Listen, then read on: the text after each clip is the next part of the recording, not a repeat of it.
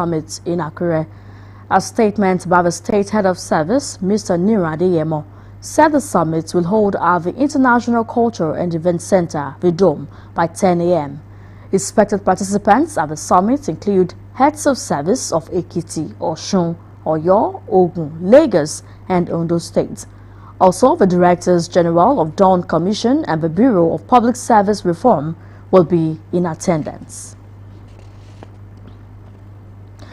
In the meantime, Ondo State government is set to distribute the first batch of certificates of occupancy to property owners across the state.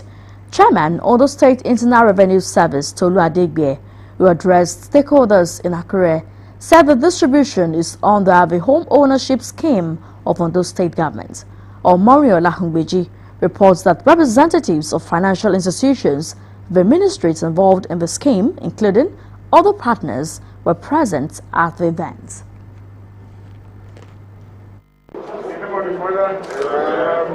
Governor Oluwarotimi Akeredolu in January inaugurated the state office of the Home Ownership Charter of Ondo State, focused to provide easy access to property titling in the state. In fulfillment of the promise to make certificates of occupancy Cs of O ready in less than 3 months after application, the first batch of the certificates are available and will be distributed to property owners next week.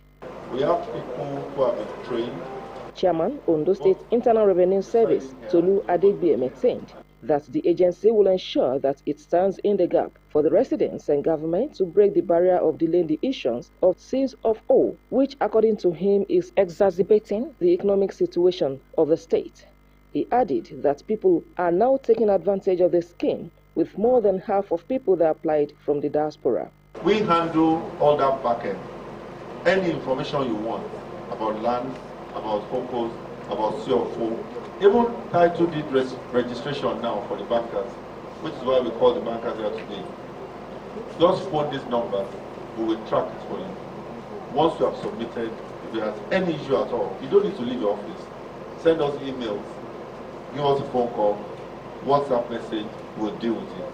According to the Commissioner for Finance, Mr. Wale Akinterenwa, the essence of the development is to facilitate access to untapped resources at the disposal of residents to improve their economic well-being. It is not that the state wants to make money, rather it is that we want to let the people prosper. We want to improve the economic well-being of the people of the state by helping them to use what they have to now improve on what they are doing. Commissioner for Lands, Housing and Infrastructure, Raimi Aminu, assured residents that the Cs of O will be obtained in less than 60 days after application. If you want to process your C of O, just come straight to Ministry of Lands. I can assure you, you can get your C of O in 40 days, mass. Your C of O now is more or less automated C of O that banks can verify just from their phone. The Permanent Secretary, Ministry of Lands and Housing, Mr. Alex Alaki, took stakeholders, including representatives of financial institutions, around Hocus Building, where the title is being processed to enhance easy transaction.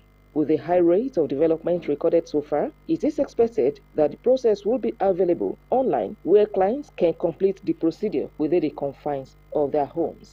Omorio Lahungbeji, Osrc News. The process of developing and strengthening the skills, abilities and resources for effective and better performance of any society is highly important. Ondo State Deputy Governor Lucky Ayedatiwa was speaking while playing host to the leadership of National Institute of Town Planners Southwest Zone in Akure. The report. The National Institute of Town Planners Southwest Zone's visit to Ondo State is to intimate the Deputy Governor of the Institute's upcoming zonal training program for town planners, which would update the capacities on the rudiments of the profession. Your Excellencies, distinguished ladies and gentlemen. President of the Institute, Olutoyinde, who lauded Ondo State for making the state habitable, said the purpose of the training was to sharpen town planner skills for them to have a cutting edge in productivity. Governance is about people, and when you open your doors to people to access you, to be able to share some knowledge or gain knowledge from you, that places a lot of premium the value you have for people.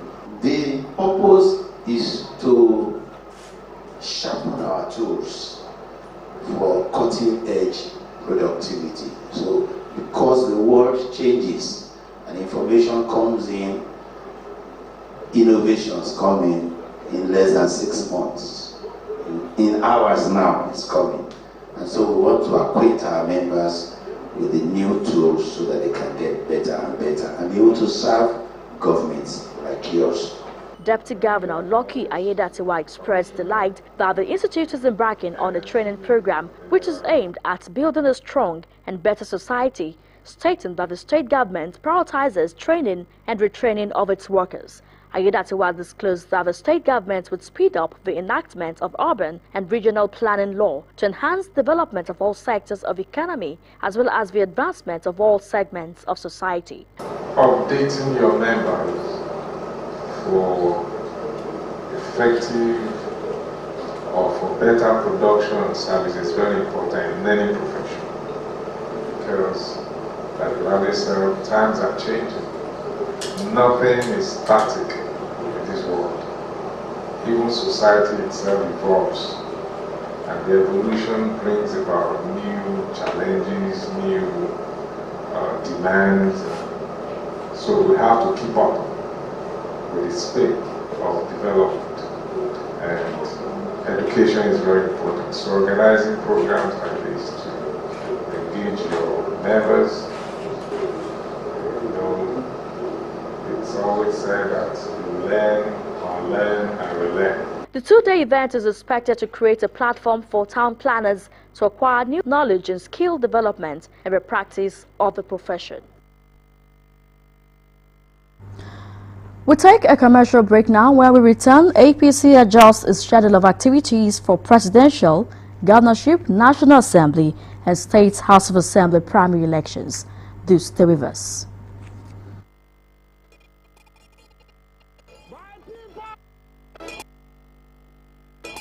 My people, 20,000 naira bonus with your grandma and enjoy up to 20,000 free bonus. I think I want to link this to my NIN to my glory. That was simple now. Call 109 now. Or just dial star 109 hash. Or you can just text your NIN to 109. What of people like us will not get NIN at all? What the agent grow one and register? Bonus free. I beg you, how Mr. Everything can get this 20,000 naira? Whether you be old or new grow customer, collect your whoop now when we say in the hot. Bonus free. No, I don't receive my own bonus. No, thank you. Up to 20,000. Bonus free.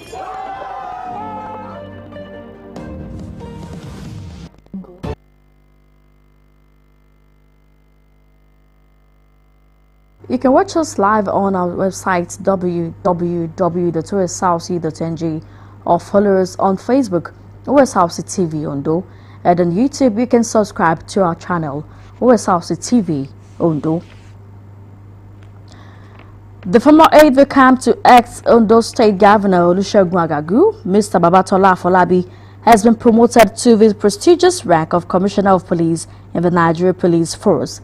Mr. Afolabi, who enlisted into the Nigerian Police Force as a cadet assistant superintendent of police in the year 1990, served under the Olusegun Agagu era, is among the 23 deputy commissioners of police recently elevated to the prestigious rank of commissioners of police by the Police Service Commission. The Accountant General of the Federation, Ahmed Idris, has been suspended indefinitely for over alleged 18 billion naira fraud. He was suspended by the Minister of Finance, Budget and National Planning, Zainab Ahmed. The minister said the suspension without pay was to allow for proper and unhindered investigation in line with public service rules. On Monday, the Economic and Financial Crimes Commission, EFCC, announced the arrest of Idris over alleged diversion and laundering of 80 billion naira. Head of Media and Public Information, Mr. Wilson Iwujarin, said verified intelligence reports showed that Idris raked off the funds through bogus consultancies and other illegal activities using proxies, family members, and as close associates. Uwujarin added that the funds were laundered through real estate investments in Kano and Abuja. Nigeria's Meteorological Agency NIMET says residents of the FCT, Bauchi, Gombe, Plateau, Taraba, Benue and Cross River, as well as Kwara, Niger and Kogi states should prepare for moderate to heavy rainfall within the next 3 days. The agency also forecasts similar weather conditions for Lagos, Oyo, Ogun, Ondo, Osun, Ekiti, Kogi, the FCT, Nasarawa, Edo, Delta, Akwa Ibom, Rivers, Borno, Yobe, Jigawa, Imo, Kano, Abia and Ebonyi State from today till Friday evening. Meanwhile, most parts of the northwest are expected to experience light rainfall. NIMET said the rain is expected to be accompanied by strong winds, lightning and thunder, hence the falling of weak buildings and displacement of makeshift structures are likely. Hence, it advised the public to exercise restraint, disconnect electrical appliances before, not during the storm, and avoid standing or parking cars on the trees as much as possible. The students' leadership in Ondo State has issued a 48-hour ultimatum to the Nigerian Army to unravel and investigate its officers behind Tuesday's sporadic shooting at the protest ground along Akure-Ilesha Expressway. The peaceful protests by the students in public universities in Ondo State against the protracted ASU strike was disrupted on the second day by men of the Nigerian Army who were reportedly plying the road. Sahid Aribisala reports that the students returned to the protest venue for the third day running despite what seemed a setback. Here is an update.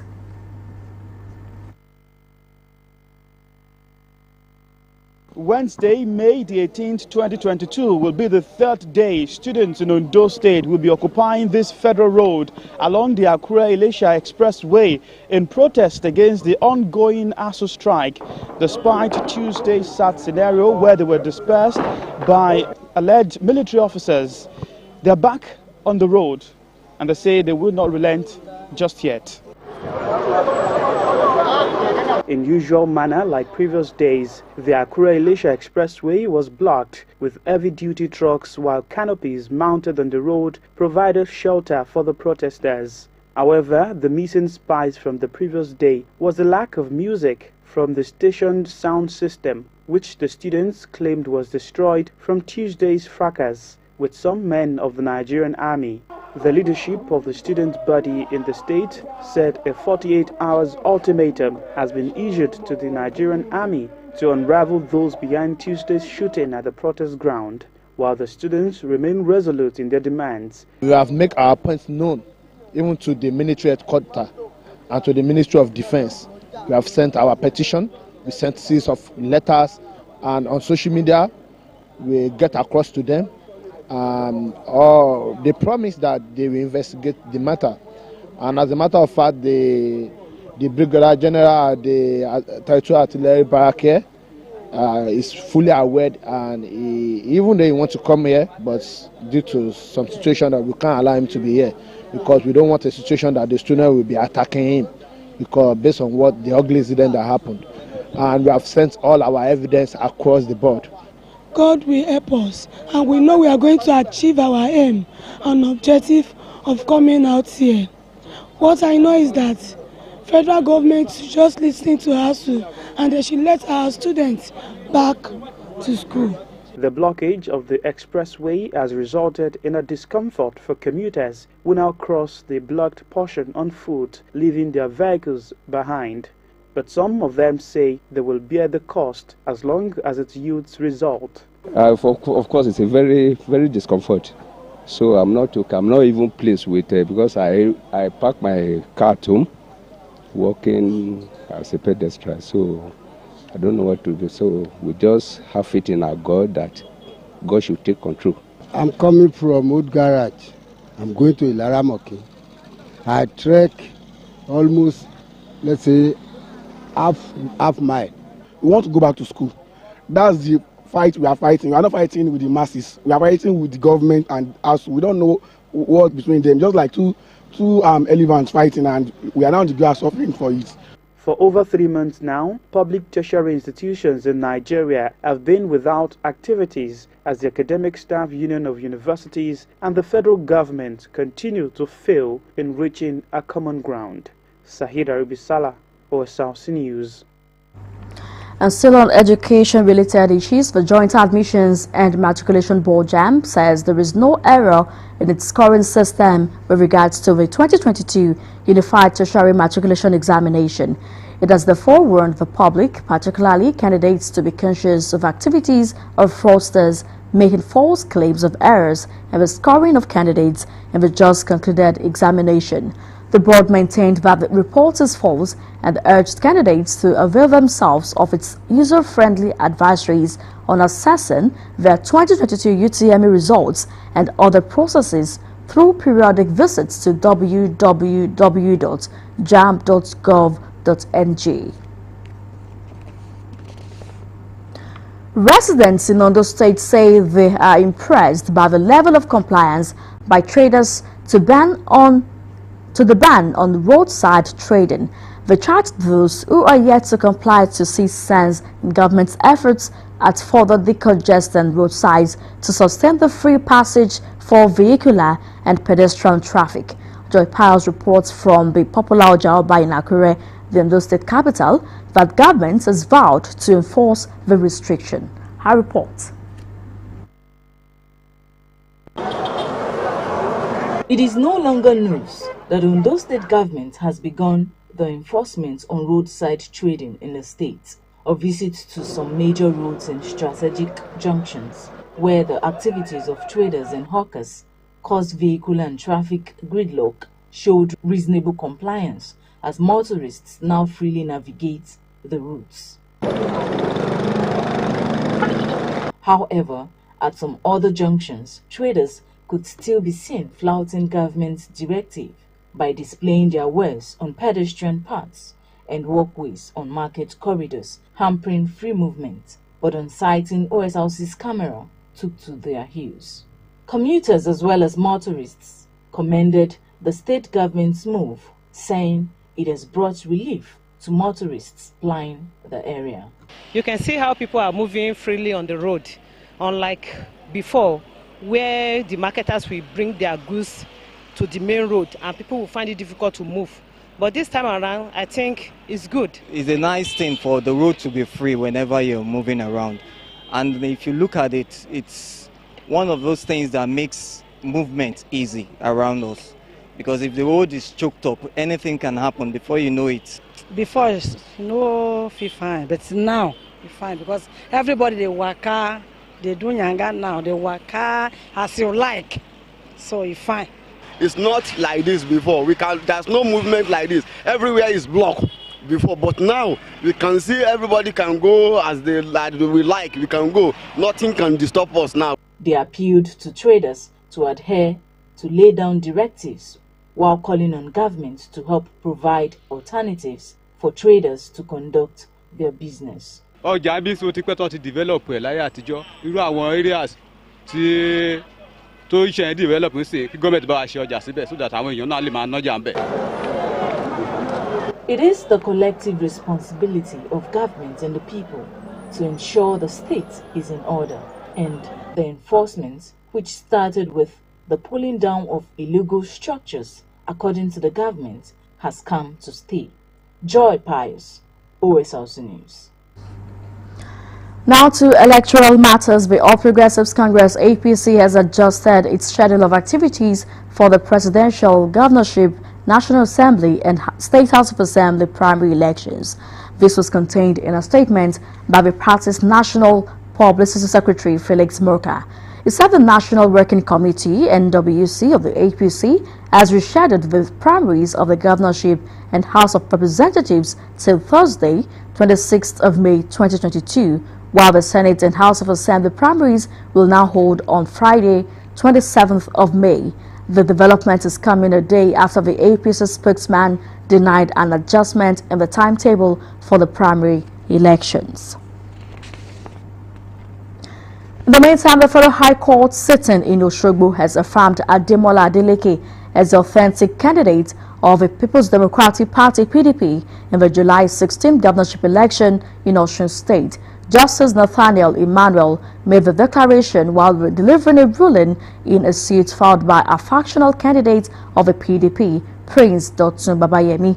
Adeleke had been declared the winner of the governorship primary election of the People's Democratic Party (PDP) in Osun State, held at the Osrc City Stadium. Similarly, Prince Dotun Babayemi also emerged as the winner of a parallel exercise held on March 9. Babayemi went to court to be recognized as the authentic candidate of the party following the parallel primaries. The federal government has withdrawn the newly amended charge against the leader of the indigenous people of Biafra, Nnamdi Kanu.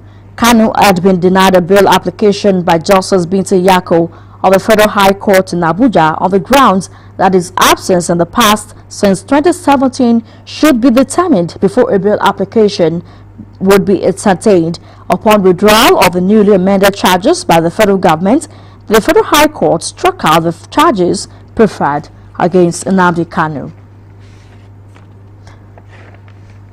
Meanwhile, Justice Binta Nyako of the Federal High Court sitting in Abuja has denied the bail application of the leader of the indigenous people of Biafra, IPOB, Nnamdi Kanu.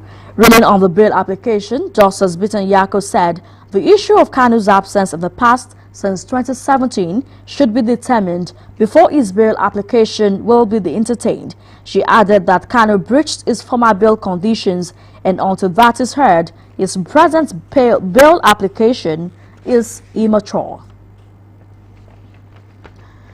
Now to the foreign scene. President Joe Biden has condemned the poison of white supremacy in the body politics of the United States after a gunman killed 10 people at a market in a majority black neighborhood of Buffalo, New York on Saturday. Biden told a group of victims' families, local officials and first responders in Buffalo that hate and fear are being given too much oxygen by those who pretend to love America but who do not understand America. Abiodun Adewale reports. After visiting the site of Saturday's massacre at a supermarket in a predominantly black neighborhood, Joe Biden spoke specifically on the philosophy that underpinned the gunman's rampage. That's while Americans are being replaced by non-whites for political ends through government subsidies and immigration, a view that is being expressed in the mainstream right of U.S. politics. I call on all Americans to reject the lie, and I condemn those who spread the lie for power, political gain, and for profit. That's what it is. As for solutions, Biden focused on two areas. There are certain things we can do. We can keep assault weapons off our streets. We've done it before. I did it when we passed the crime bill last time, and violence went down, shootings went down. You can't prevent people from being radicalized to violence, but we can address the relentless exploitation of the internet to recruit and mobilize terrorism. We just need to have the courage to do that, to stand up. The mayor of Buffalo said he appreciated the president's visit.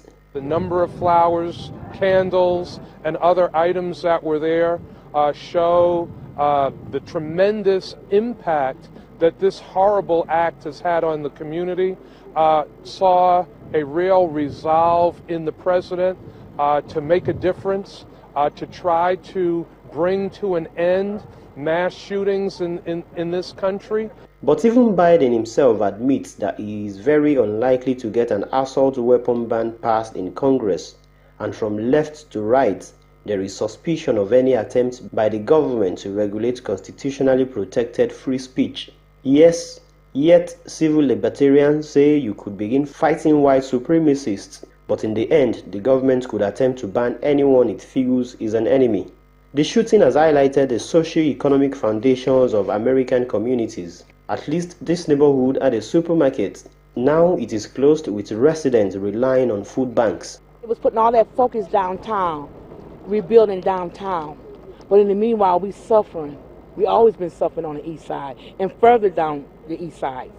But now, east side was winning. We got your attention. We're tired now. Enough is enough. Change got to come. Amen. The conversation here is whether the sudden focus on this African American community will improve the lives of people here, or is this shooting just the latest manifestation of racism in the US? Abiodun Adewale, OSRC News. And now to sports. After 3 days of grueling top Scrabble action, Etta Oganekaro is emerged winner of the maiden West Africa Scrabble tournament held in Accra, Ghana. Gambia, Sierra Leone and hosts Ghana participated in the tournament, which involved all English-speaking West African nations except Liberia. His victory, which confirmed Nigeria's dominance in the sport, saw the country's representatives occupy the top positions after a massive 28th round of games in 72 hours. The Delta State player, whose victory marked his first success on the international scene, shook off stiff challenges from fellow compatriots and world champion Wellington Jr., South champion Nsika Etim, as well as other top players from the country. Before we go tonight, let's take another look at the major stories.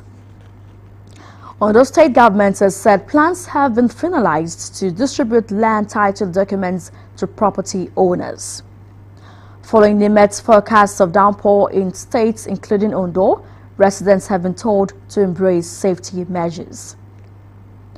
The federal government has suspended the Accountant General of the Federation, Mr. Mehdi Idris, over the 80 billion naira fraud allegation. JAMB has denied scoring errors in the 2022 UTME to justice agitations for fresh examinations. And from the foreign scene, the United States President Joe Biden has condemned white supremacist politics after mass shootings wasted 10 lives. That's the news tonight. Thank you for watching.